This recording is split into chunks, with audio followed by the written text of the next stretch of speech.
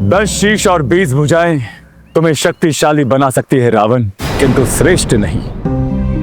वरदानी शक्तियां प्राप्त है ना तुम्हें, किंतु वरदानी शक्तियां भी तभी सफल होती हैं जब आचरण शुद्ध और पवित्र हो और उसका आधार धर्म हो। किंतु तुम जैसे पापाचारी और अधर्मी को तुम्हारी वरदानी शक्तियां भी नहीं बचा पाएंगी रावण। जब अहंकार का कद हिमालय से ऊंचा हो जाए रावण, तो उसका अंत भी उतना ही भीषण होता है। आज तुम्हारे पापों का घड़ा भरा ही नहीं रावण, अपितु छलक चुका है और काल स्वयं तुम्हारे द्वार पर खड़ा न्याय का हिसाब मांग रहा है। कर दी ना तुच्छ मानव जैसी बात।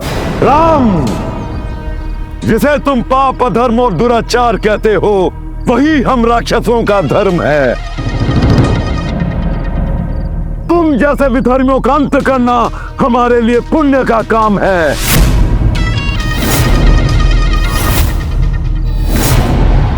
आज लंकाधिपति रावण खड़ा है तुम्हारे समक्ष और नीति के अनुसार एक राजा को केवल एक राजा के विरुद्ध ही युद्ध करना चाहिए।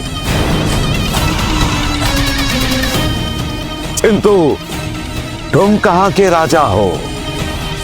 तुम्हें तो स्वयं अपने राज्य से निकाल दिया गया।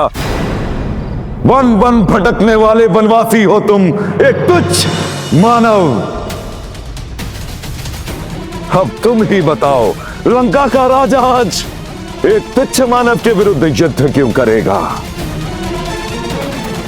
किंतु तुम दुखी मत हो राम, तुम्हारे शत्रु का हृदय बहुत बड़ा है।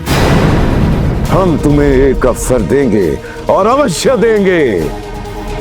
किंतु यदि तुम रणभूमि में हमारे समक्ष आ ही गए हो, तो एक रथ का भी प्रबंध कर लेते, या फिर इस कुलघाती विभीषण को कह देते यही तुम्हारे लिए एक रथ का प्रबंध कर लेता। कदाचित तब हमारा आमना सामना बराबरी से होता।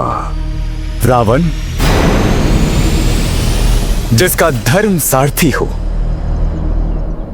जिसका धैर्य कवच हो और सत्य की पताका हो और करुणा ही जिसका धनुष हो, उसे रथ की आवश्यकता नहीं होती रावण।